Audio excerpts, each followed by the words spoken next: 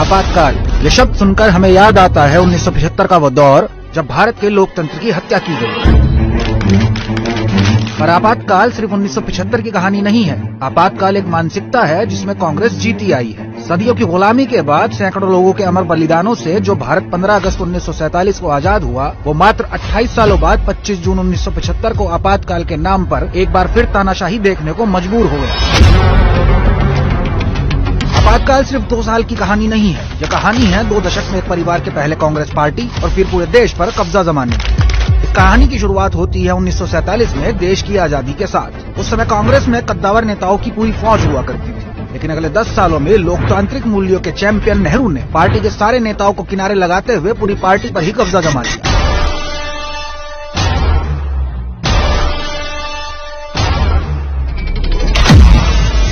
आजादी के वक्त कांग्रेस के अध्यक्ष रहे आचार्य कृपलानी की नेहरू जी के साथ लगातार तनातनी चलती रही और आखिरकार उन्हें 1951 में कांग्रेस पार्टी तक छोड़नी पड़ी। इसके साथ ही पुरुषोत्तम दास टंडन के अध्यक्ष बनने पर नेहरू ने कांग्रेस वर्किंग कमेटी से इस्तीफा दे दिया। पर सरदार पटेल के निधन के बाद पार्टी में अकेले पड़ चुके पुरुषोत्तम दास टंडन को ही अध्यक्ष पद से इस्तीफा देना पड़ा। 1950 के बाद कांग्रेस पार्टी पूरी तरह से नेहरू की छाया में चली गई। 1951 से 54 तक नेहरू देश के प्रधानमंत्री भी रहे और कांग्रेस के अध्यक्ष भी।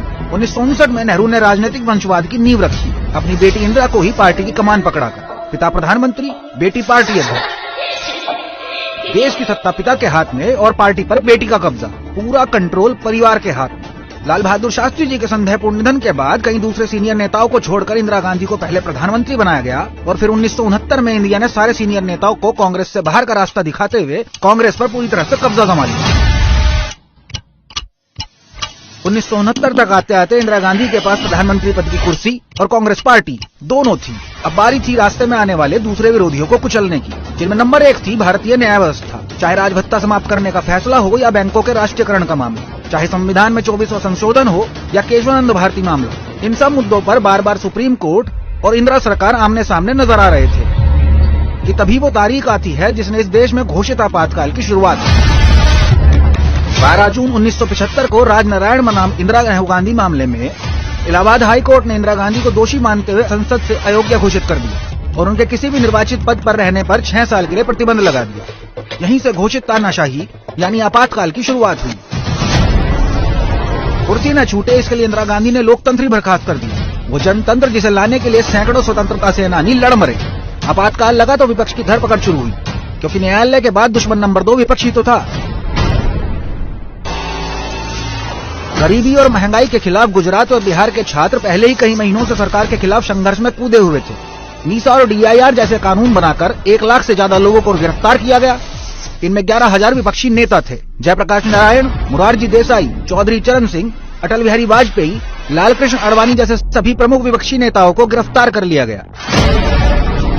सारे विपक्ष को जेल में डालने के बाद इंदिरा गांधी का अगला चाबुक चला देश के सबसे बड़े स्वयंसेवी संगठन राष्ट्रीय स्वयंसेवक संघ पर। आपातकाल की शुरुआत में ही कांग्रेस ने RSS पर प्रतिबंध लगा दिया, लेकिन इसके बावजूद संघ और संघ से जुड़े दूसरे संगठन 2 साल तक कांग्रेसी तानाशाही के खिलाफ भूमिगत आंदोलन चलाते रहे।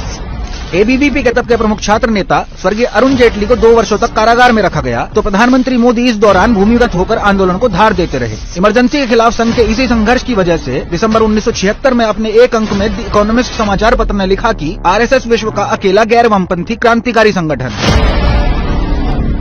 इसके बाद इंदिरा सरकार का तीसरा गुस्सा फूटा प्रेस पर। प्रेस को कुचलने की ट्रेनिंग इंदिरा गांधी ने अपने पिता नेहरू से ही सीखी थी। वो नेहरू ही थे जिनके शासनकाल में अभिव्यक्ति की आजादी देने वाले संविधान के अनुच्छेद 19 में संशोधित करके उसे सीमित किया गया।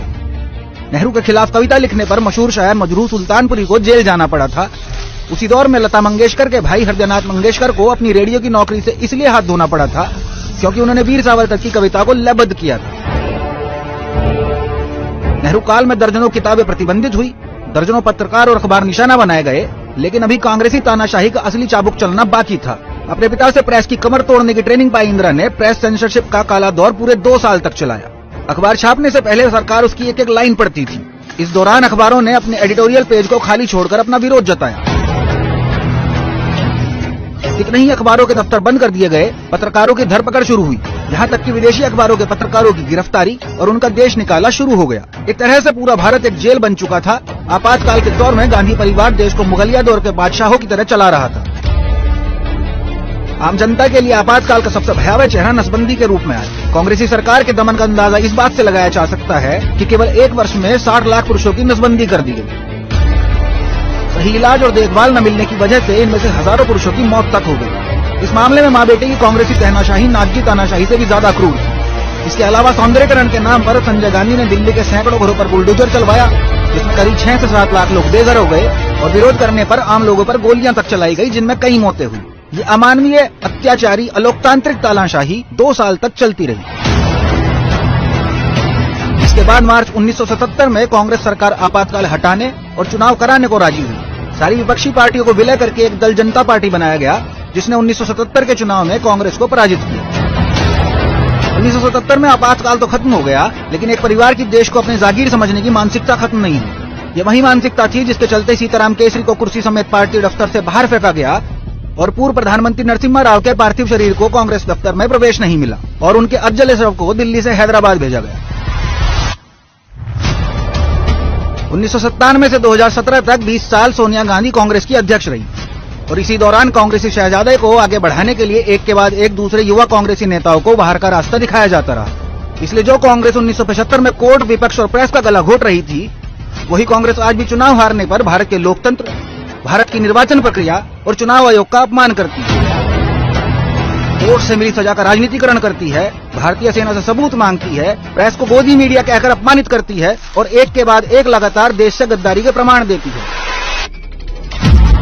किसी गरीब के घर में पैदा हुआ व्यक्ति भारत का प्रधानमंत्री कैसे बन सकता है, इसी सामंतवादी सोच का बार बार परिचय देती है, क्योंकि इस शाही परिवार को लगता है कि इस देश पर राज करने के सारे अधिकार सिर्फ उसी के पास हैं। साल दर साल, पीढ़ी दर पीढ़ी बस एक ही परिवार, और इस घमंड के लिए चाहे देश के लोकतंत्र का गला घोटना पड़े, देश विरोधी ताकतों से हाथ मिलाना पड़े, संवैधानिक संस्थाओं को अपमानित करना पड़े और चाहे जनता से ही विश्वासघात क्यों न करना पड़े, लेकिन भारत देश शाश्वत है, इसके लोकतांत्रिक मूल्य शाश्वत हैं, जिनकी रक्षा के लिए भारत की 140 करोड़ जनता सदियों से लड़ती आई है और आगे भी एक परिवार की तानाशाही सोच के खिलाफ खड़ी होती रहेगी।